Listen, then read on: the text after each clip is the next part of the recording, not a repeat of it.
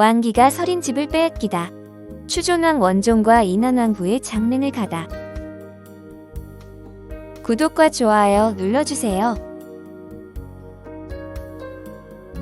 안녕하세요. 이곳은 경기도 김포시에 위치한 장릉입니다.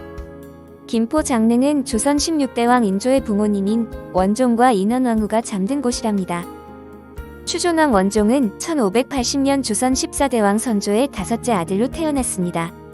그의 어머니 인빈 김씨는 후궁 신분이었기 때문에 원종은 서자 출신 왕자였답니다.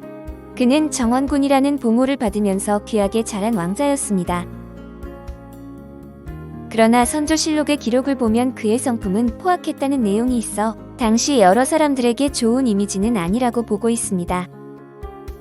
그의 행실이 어떠했는지에 대한 기록을 살펴보면 과거 시험장에서 비리를 저지른 사건이 알려져 있습니다. 당시 그는 자신의 처남을 과거 시험에 몰래 합격시킨 죄로 인해 탄핵을 받았습니다. 선조의 5째 서자 출신 왕자였기 때문에 그에 대한 자세한 기록은 살펴보는데 한계가 있을 줄 알았습니다. 하지만 의외로 정원군에 대한 기록은 선조실록에 꽤 남아 있었답니다.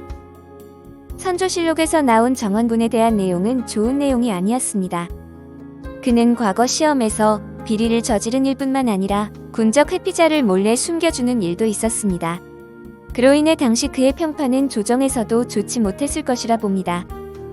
또한 정원군의 가장 큰 행실은 할아버지 더 큰 대원군의 봉사손이던 하원군의 부인을 납치한 짓을 벌였다는 것이었습니다. 이 사건으로 조정에서는 다시 정원군을 탄핵시키기도 했었답니다.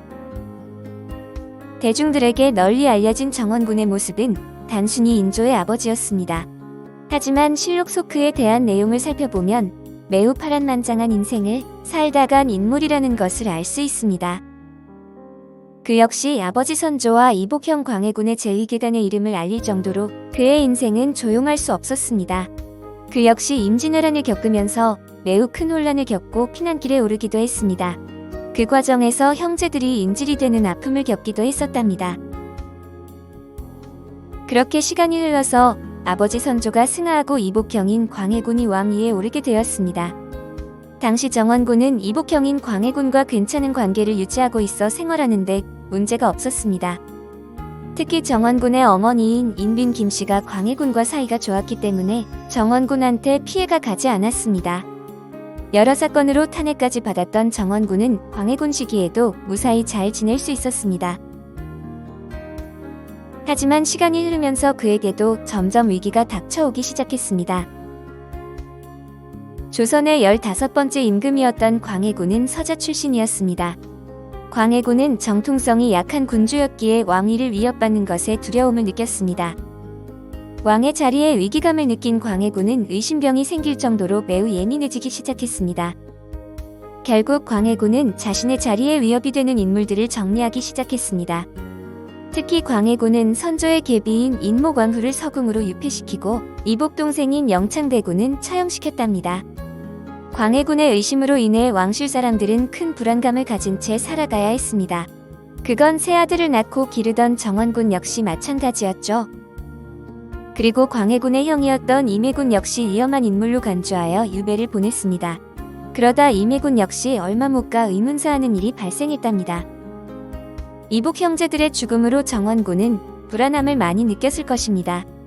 광해군을 제외하면 정원군이 살아남은 형제들 중에서 가장 큰 어른으로 대우를 받았다고 합니다. 왕실의 종친이 된 정원군은 나라의 큰 잔치에 초대를 받는 등 다양한 행사에 참여했다고 기록되어 있습니다. 과거 선조 재위 기간에는 여러 사건으로 탄핵받던 그였지만 광해군 재위 기간에는 매우 조용히 생활했을 것으로 보입니다. 정원군은 왕실의 종친이었지만 정치적 활동을 최소한으로 하면서 광해군의 눈을 피하려고 했답니다. 하지만 정원군도 광해군의 의심을 피해갈 수 없는 일이 발생하고 말았습니다. 당시 정원군이 살았던 집터가 문제가 되었던 것입니다. 그가 살던 집에는 인왕산 전기가 흐르는 바위가 있는데 왕기가 서려 있다는 소문이 퍼진 것입니다. 이런 소문은 결국 광해군의 귀에도 들어가면서 정원군은 위기를 느꼈습니다. 광해군은 왕기가 서려 있다고 소문난 정원군의 집을 빼앗아 궁궐을 지었으니 그곳이 바로 경희궁이었답니다. 그리고 정원군의 셋째 아들이던 능창군이 영모에 가담했다는 오해를 받는 사건이 찾아왔습니다. 억울한 모함을 받은 능창군은 결국 귀양을 떠나면서 힘든 유배 생활을 보내게 되었답니다. 그러다 결국 가혹한 유배 생활 끝에 결국 능창군은 스스로 목숨을 끊게 되면서 생을 마감하게 되었습니다. 이러한 소식은 아버지 정원군에게 큰 상처를 주게 되었습니다. 자신의 무력함에 화가 난 정원군은 큰 슬픔에 빠진 채 술을 계속 마셨다고 전해집니다. 그에게 있어 위로가 되어준 것은 오로지 술이었지만 그 분함을 풀지는 못했답니다. 지나친 스트레스와 음주로 인해 결국 정원군은 화병으로 세상을 떠나게 되었습니다. 이때가 1620년으로 그의 나이 39세였습니다. 그의 죽음은 결국 장남이던 능양군을 분노하게 했으며 그는 1623년 반정에 가담해 광해군을 몰아냈습니다. 그러면서 능양군은 왕위에 오르게 되니 그가 바로 조선 16대 왕 인조입니다. 인조는 왕위에 올라 끝까지 아버지를 임금으로 추존하려고 했습니다.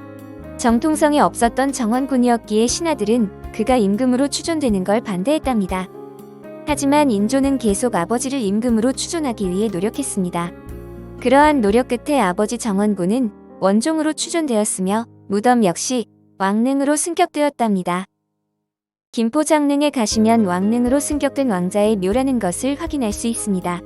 원래 정원군의 묘는 평범하였으나 왕릉으로 승격되면서 성물과 정자각이 들어선 것을 확인할 수 있답니다. 그래서 장릉의 능침을 보면 다른 왕릉에 비해 매우 간소화된 것을 볼 수 있습니다. 이처럼 정원군의 삶은 비극으로 끝이 났지만 사후 조선의 임금들은 그의 후손들이었습니다. 그리고 그가 빼앗겼던 집터는 반정으로 왕위에 오른 아들 인조의 것이 되었습니다. 그는 결국 생전보다 사후에 더 대우받게 된 인물이라고 할 수 있답니다. 인조의 어머니 인원왕후는 1578년 선조 11년에 태어났습니다. 그녀는 정원군과 혼인의 임진왜란을 함께 겪었습니다. 임진왜란 당시에 주로 피난 가서 생활하던 도중 첫째인 능양군을 낳았답니다. 그녀 역시 광해군 제위 기간에 셋째 아들인 능창군을 잃는 아픔을 겪기도 했습니다. 그리고 얼마 안 가 남편인 정원군 역시 화병으로 보내는 일을 맞이하게 되었습니다. 그런 슬픔 속에서도 그녀는 살아남아 장남인 능양군이 반정으로 왕이 되는 것을 지켜보았답니다. 왕이 된 인조는 어머니를 정성껏 모셨답니다. 그렇게 아들이 왕이 된 모습을 본 그녀는 1626년 인조 4년에 세상을 떠났습니다. 그녀의 나이 48세였습니다. 남편과 막내 아들을 떠나보냈음에도 장남이 왕이 된 것을 지켜본 그녀의 인생 역시 파란만장했습니다. 어쩌면 그녀는 왕이 된 아들을 생각하며 편안히 눈을 감을 수 있었을 겁니다. 시청해주셔서 감사합니다.